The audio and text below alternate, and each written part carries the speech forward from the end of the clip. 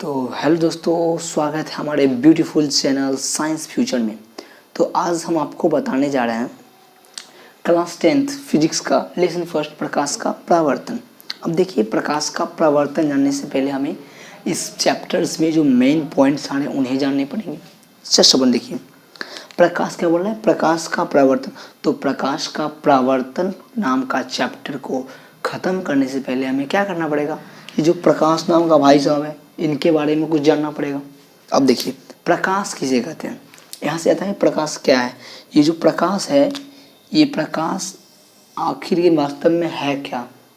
देखिए, हम जो भी वस्तु देख पाते हैं, कहीं ना कहीं जो चीज़ हमारे आंखों से जो चीज़ देख पाते हैं, प्रकाश की सहायता से ही देख पाते हैं। अगर प्रकाश ना हो तो हम किसी वस्तु को नहीं देख पाएंगे।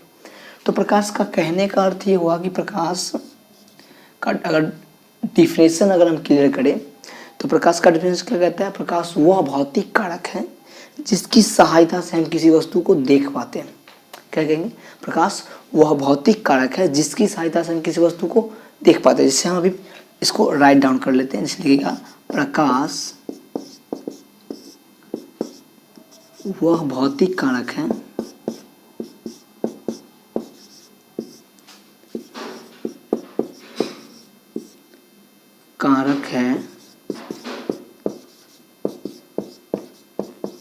जिसके सहायता से हम किसी वस्तु को देख पाते हैं। तो जान गए बच्चों क्या है प्रकाश? तो प्रकाश ये कह रहा है कि प्रकाश वह भौतिक कारक है। अब भौतिक कारक क्या होते हैं? फिजिकली इन्वॉल्वमेंट, फिजिकली होना चाहिए इसमें। फिजिक्स के अंदर जो लाइट है, लाइट एक घटना है। लाइट क्या है? लाइट से जुड़ी एक खेल है, एक घटना है। लाइट से जितने भी संबंधित होंगे वो सब एक प्रकार के हमारी आंख के सामने घटित घटनाएं होंगी। जैसे प्रकाश का परावर्तन, वो भी देख सकते हैं, प्रकाश का अपवर्तन, प्रकाश का प्रकीर्णन, प्रकाश का वर्णविक्षेपण, बहुत सारे प्रकाश से जुड़ी घटनाएं हैं। तो भौतिक कारकों से है जिसकी सहायता से हम किसी वस्तु को देख पाते हैं, क्या कहलाता है? वो प्रकाश कहलाता है। तो चलिए यहाँ तक आप लोग राइट डाउन कर लीजिए।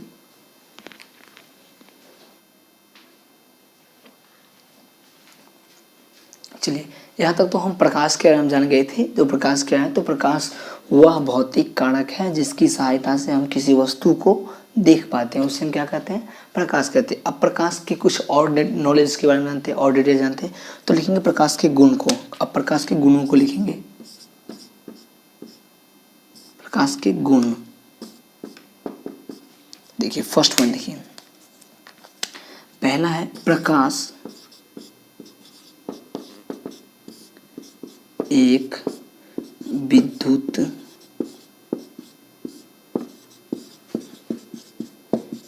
चुंबकीय तरंग है। पहला क्या देखिए? प्रकाश एक विद्युत चुंबकीय तरंग है। अब दूसरा देखिए, दूसरा कहता है कि प्रकाश को गमन करने के लिए किसी माध्यम की आवश्यकता नहीं होती। इसका मतलब वो है कि प्रकाश जो है वो किसी भी माध्यम में प्रवेश कर सकता है। इसकी जो ही नहीं है कि जैसे देखिए, अगर घरों में बिजली अगर लगाना है तो उसमें क्या करना होता है? वायर की माध्यम से घरों में बिजली पहुंचाता है। लेकिन इसमें वो कंडीशन नहीं है। प्रकाश को गमन करने के लिए किसी माध्यम की आवश्यकता नहीं होती। तो नेक्स्ट लिखेंगे, प्रकाश को गमन करने के लिए किसी माध्यम की आवश्यकता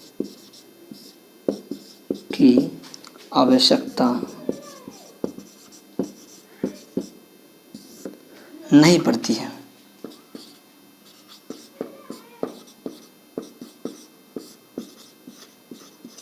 चलिए देखिए, अब क्या? प्रकाश को गमन करने के लिए किसी माध्यम की आवश्यकता नहीं पड़ती है।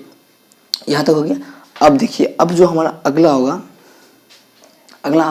हमारा प्रकाश का माध्यम। क्या है? प्रकाश का माध्यम। प्रकाश का जो माध्यम देखिए, प्रकाश जब गमन करता है, क्या था? प्रकाश जब गमन कर रहा है, जब प्रकाश गमन कर रहा है देखिए तो होगा प्रकाश का जो वेग होता है ना, प्रकाश का वेग किसी माध्यम पर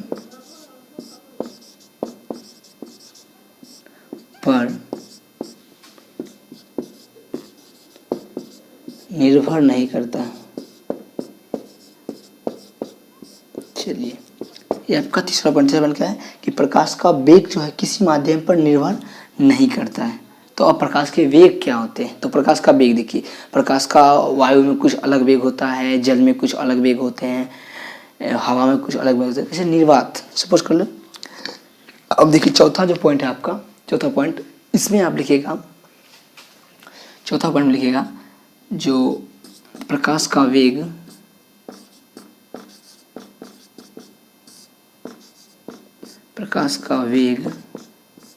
निर्वात में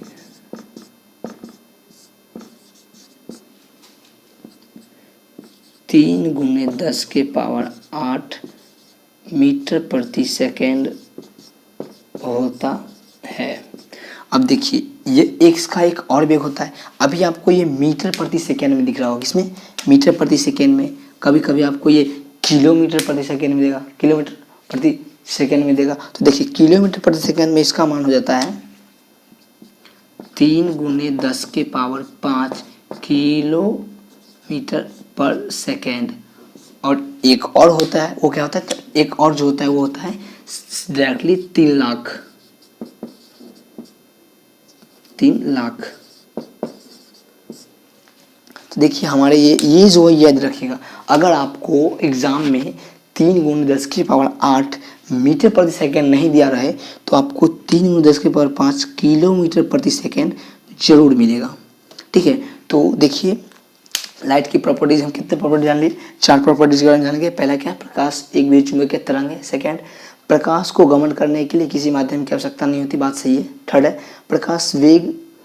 प्रकाश वेग किसी माध्यम पर निर्भर नहीं करता। प्रकाश का जो, यहाँ पे प्रकाश का लिख लीजिएगा, सॉरी, प्रकाश का वेग किसी माध्यम पर निर्भर नहीं करती। और चौथा क्या? प्रकाश का वेग निर्वात में कितना होता है? भाई साहब देख लीजिए, निर्वात बोले या हवा बोले, बतवा इज द सेम। ठीक है, देखिए तो पहला कंडीशन क्या है कि पहला है मीटर पर सेकेंड में, चलिए ठीक है। दूसरा क्या है? किलोमीटर पर सेकेंड में। तीसरा क्या है? डायरेक्टली कंडेंसेटिव रूल, डायरेक्टली क्या है इसमें? लाख, 3 लाख है। चलिए यहाँ तक आप लोग राइट डाउन कर लीजिए।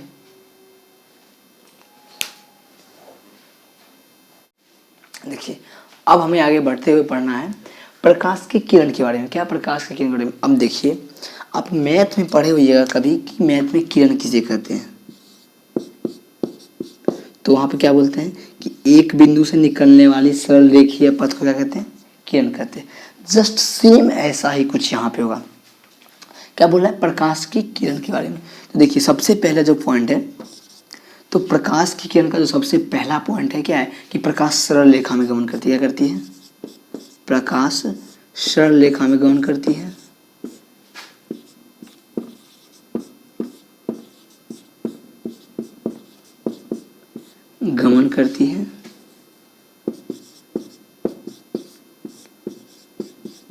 सरल रेखा में गमन करती है। अब देखिए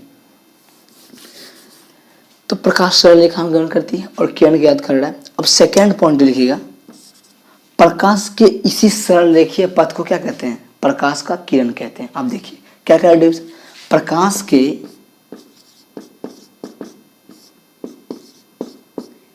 इसी सरल रेखीय पथ को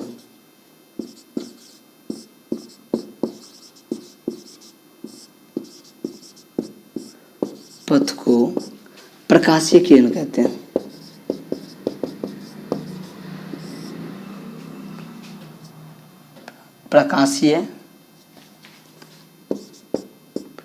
प्रकाशीय किरण कहते हैं।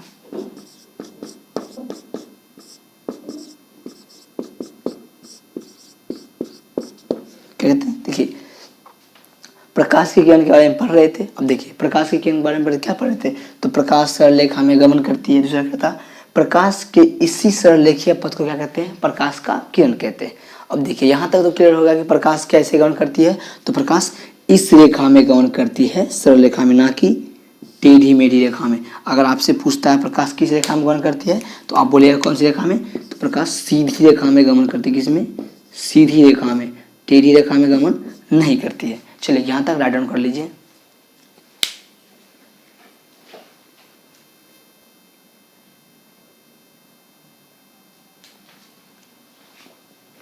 चलिए, तो हमारा अगला जो टॉपिक बना वो क्या बना? किरण पुंज। अब देखिए किरण पुंज किसे कहते हैं। अभी जस्ट पहले हमने क्या पढ़ा है? प्रकाशीय किरण। क्या पढ़ा है? प्रकाशीय किरण। तो देखिए प्रकाश कैसे गमन करती है, तो सीधी रेखा में प्रकाश गमन करती है। तो इसका डिफिनेशन देख लीजिए कैसे लिखेंगे। तो जो प्रकाशीय किरण है ना, किरण पुंज, क्या लिखेंगे? प्रकाश के किरणों के समूह क्या कहते हैं? किरण पुंज कहते हैं। क्या कहते हैं? प्रकाश के किरणों के समूह को प्रकाश का किरण समूह किरण पुंज कहते हैं।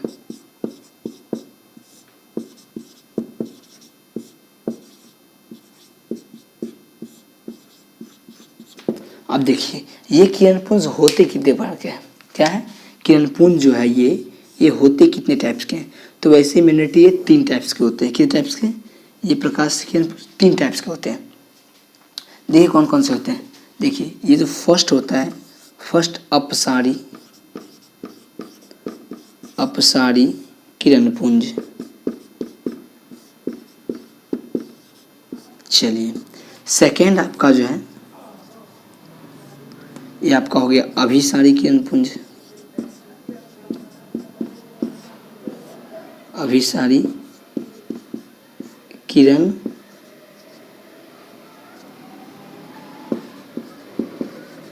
पुंज। और तीसरा है वो है समानांतर किरण पुंज। अब फिर से बारीकी से समझिएगा। देखिए पहले स्टार्ट किए थे किरण पुंज के बारे में। देख किरण पुंज क्या? किरण पुंज प्रकाश के किरणों के समूह को क्या कहते हैं? किरण पुंज कहते हैं। अब यही किरण पुंज 3 टाइप्स के हैं। ये आपका फर्स्ट, ये आपका सेकेंड और ये रहा आपका थर्ड। अब देखिए सबसे पहला जो है, सबसे पहला क्या है? अपसारी। क्या है? अप क्या मतलब पकड़ना, आप मतलब छोड़ना। क्या है? अप। अब देखिए अप जो है, अप का मतलब क्या है? ये कह रहा है कि वैसा प्रकाश, ये जो किरण पुंज है वैसी प्रकाश के किरण पुंज में क्या कहेंगे? ये जो है वैसी प्रकाश के किरण पुंज जिसमें प्रकाश की किरणें एक ही बिंदु से फैलती हुई प्रतीत हो।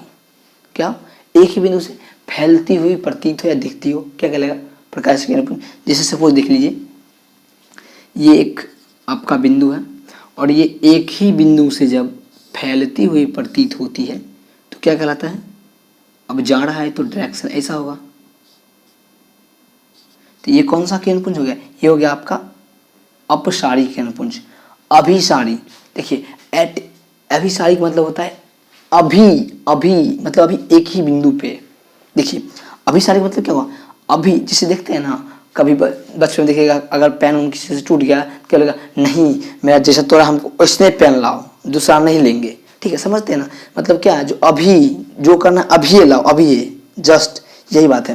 तो देखिए इसमें क्या हो रहा है कि एक ही बिंदु सही प्रकाश किरण आती है और एक ही बिंदु पर मिल जाती है। जैसे देखिए यहाँ है तो ये देखिए एक ही बिंदु पर सही प्रकाश किरण आ रही है, आएगी और एक ही बिंदु पर सही प्रकाश किरण मिल जाएगी। ये देखिए अभी जो है ये आपको दिखाई दे रहा है। इसमें क्या हो रहा है कि सभी तरफ से प्रकाश किरण आ रही है और एक ही बिंदु पे मिल जा रही है। ये देखिए। चलिए अब जो थर्ड केस है आपका, थर्ड किरण पुंज का पार्ट है, वो किरण पुंज कौन सा है? देखिए समांतर मतलब एक दूसरे के समांतर। तो समांतर क्या है? देखिए जब प्रकाश किरण क्या आ रही है एक दूसरे के समांतर हो तो वैसे उस प्रकार के प्रकाश से किरण क्या कहते हैं? समांतर किरण पुंज कहते हैं। चलिए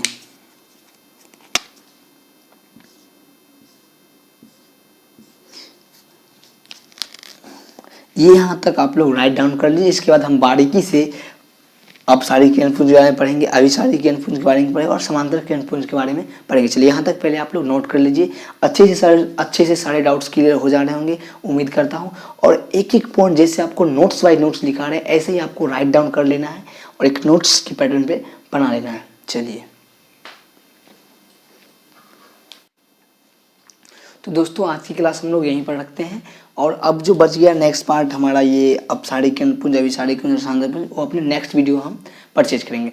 तो तब तक के लिए धन्यवाद हमारे चैनल पर रहने, और ज़्यादा से ज़्यादा तक वीडियो को शेयर कीजिए, ज़्यादा से ज़्यादा तक कमेंट कीजिए, जो आपके डाउट्स है कमेंट सेक्शन में कमेंट कीजिए, और चैनल को सब्सक्राइब करें और वीडियो को लाइक करके ज़्यादा तक फैलाएं।